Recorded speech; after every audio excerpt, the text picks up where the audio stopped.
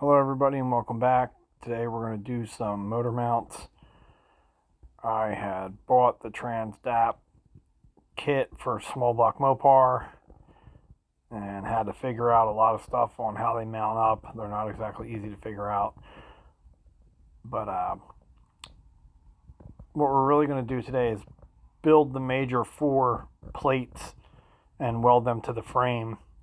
And that's what's going to hold the engine to the frame. Here you can see the lower mount from the TransDAP kit, and the bolt that goes through to the upper mount was too long, so I'm going to trim it down.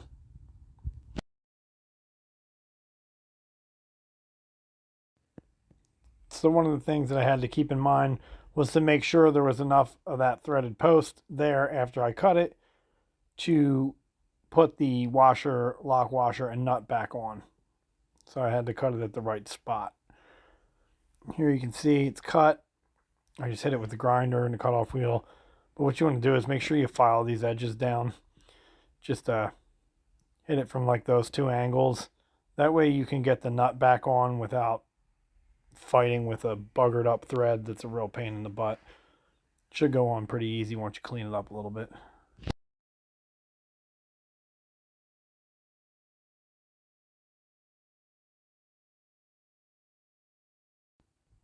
With the TransDAP motor mount put back together, basically just came through here and figured out where I want the plate and took some rough numbers just so I can get, decent cuts over at the cut table. And like I said, I'm going to keep this real simple. It's just some basic shapes.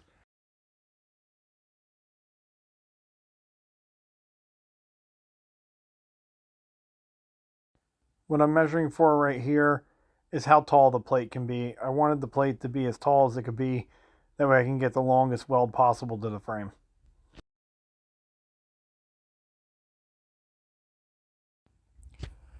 So I don't really have a big steel workbench or whatever, so I just use an impromptu table with a piece of plate and some sawhorses. Let me get cleaned up here. Basically, that's just a chunk of plate I have left over from when I cut out the big brackets for the rear suspension. And they happen to be the right dimensions for me to hack them up a little smaller and turn them into the motor mounts. I mean, this is all pretty simple stuff. You just mark it out with your tape, draw it out with a Sharpie, and hit it with the cutoff wheel. The tool I have right here in my hand is a small 6-inch combination square. It's handy for doing right angles, straight lines, and also for doing 45-degree angles, where you'll see me later on use that to make a 45-degree angle.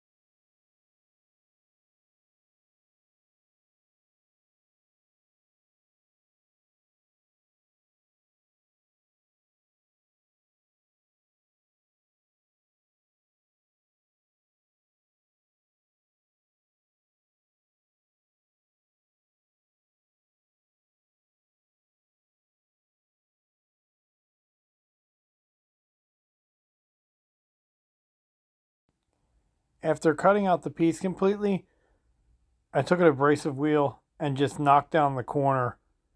That way, when I hit the angled piece of the frame, it lines up a lot nicer and you get a tighter fit. Here I'm just drilling out the hole for the motor mount bolt. Stepped up the bits 4 times, I think. Absolutely do yourself a favor. Don't just pull your 1/2-inch bit out and start trying to drill through some 1/4-inch plate. Work the hole up, at least 3 or 4 steps from small to big. So that looks pretty good. I put the bolt through the hole that I drilled, and you can see how the angle's nice and tight on the left of the frame. For my first out of 4 plates, I feel like that's pretty good, and it'll definitely work. It's a closer view.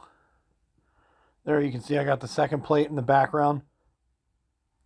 Doing the same thing. Just put the bolt through the hole, line it up, make sure everything sits decently. And here you can see I kind of sanded all the primer off the frame. That way I could get a decent weld.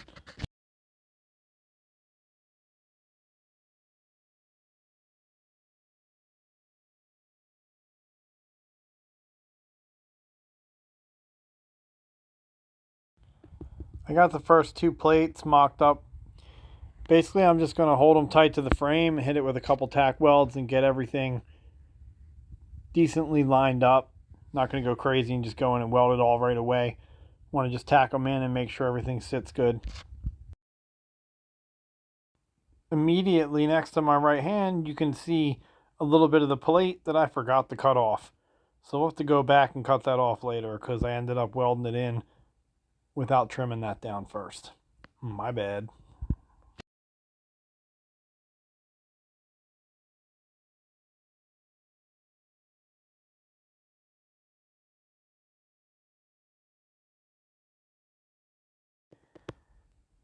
I was having a lot of problems with my welder today, just wire feed issues, and I had to work through a bunch of stuff. So even just getting these tacks, you can see I was having problems. Wire was sticking, all kinds of stuff.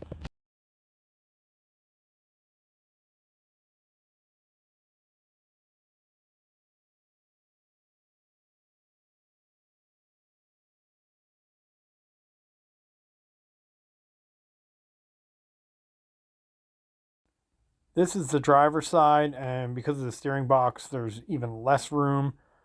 I already sanded off all the primer, as you can see.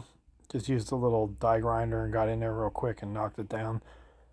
Yeah, these plates will be a lot longer, but it's the same theory as the other side. It's just different size plate. So again, taking another chunk from the rear suspension. This is just a drop piece that I had laying around. And it's already got the 45 cut on it, which is really convenient. Here you can see I'm just double checking to make sure I'm close. And yeah, that'll work.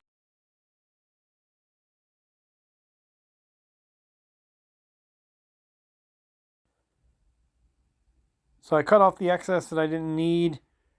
And basically, like the whole time I was doing this, I just hold the piece there.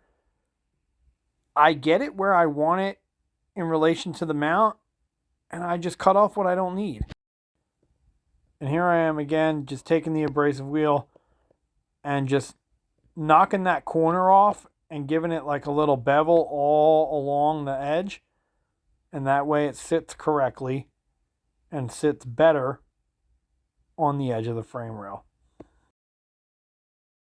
If you were running thinner metal, this wouldn't be that big of a deal, but I'm using 1/4-inch plate on this, so it really helps the fit look good and sit nicely when I add that bevel.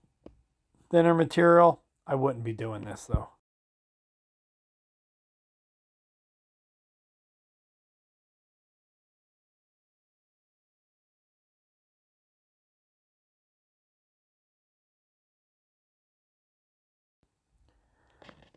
I got the bolt out of the motor mount. You can see the hole is hollow there on the bottom left.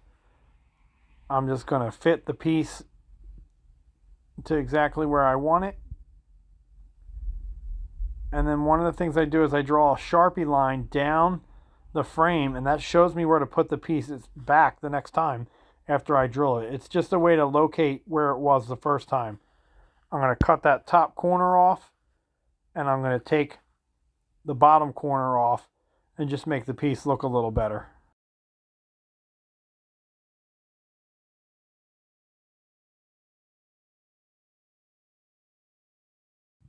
I had forgotten to put a marker dot through that nut right there for center of the hole that I need to drill.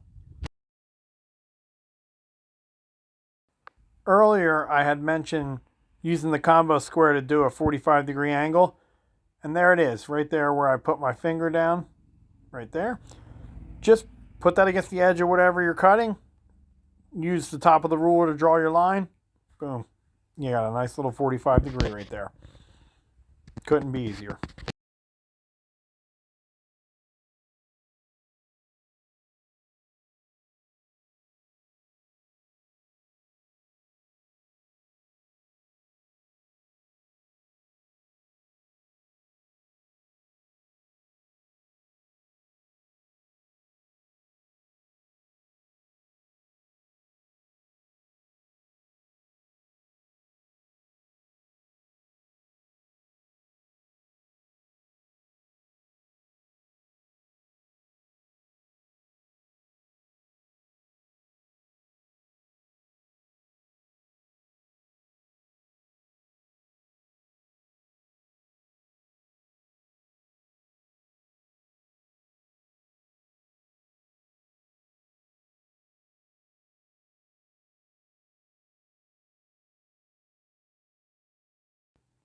This is basically just a gratuitous grinder scene because everybody loves seeing sparks.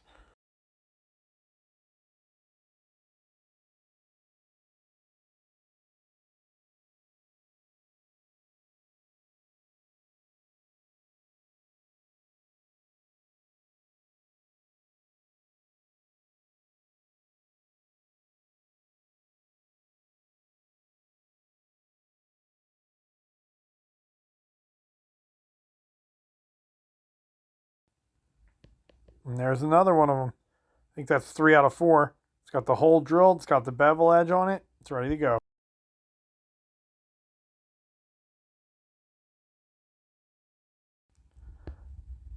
So every time I align one of these plates, I make sure to put the bolt back in and just kind of snug it a little bit by hand. That way I know the holes line up. It's just an easy way to do the mock-up.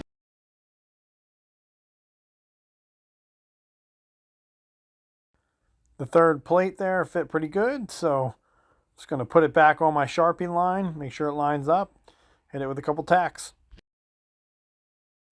One thing I need to say, this video is only the major 4 plates. After I have them all on and welded in, I'm going to add a bunch of gussets laterally to hold like front to back movement as well. That is not in this video, and these 4 plates are not the only 4 pieces that are going to hold this engine. I'm basically going to weld in a bunch of braces and little gussets, and that's going to unify everything and bring the 2 plates on each side into one unit.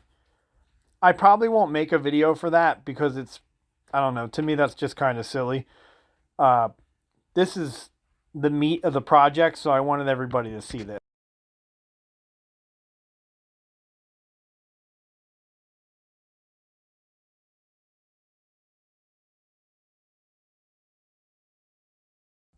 So yeah, the third plate's tacked in. I want to say that these are a little bit longer than the other side because of the offset, because the steering just is what it is. I don't have me making the 4th plate in the video. I felt like that would just be redundant.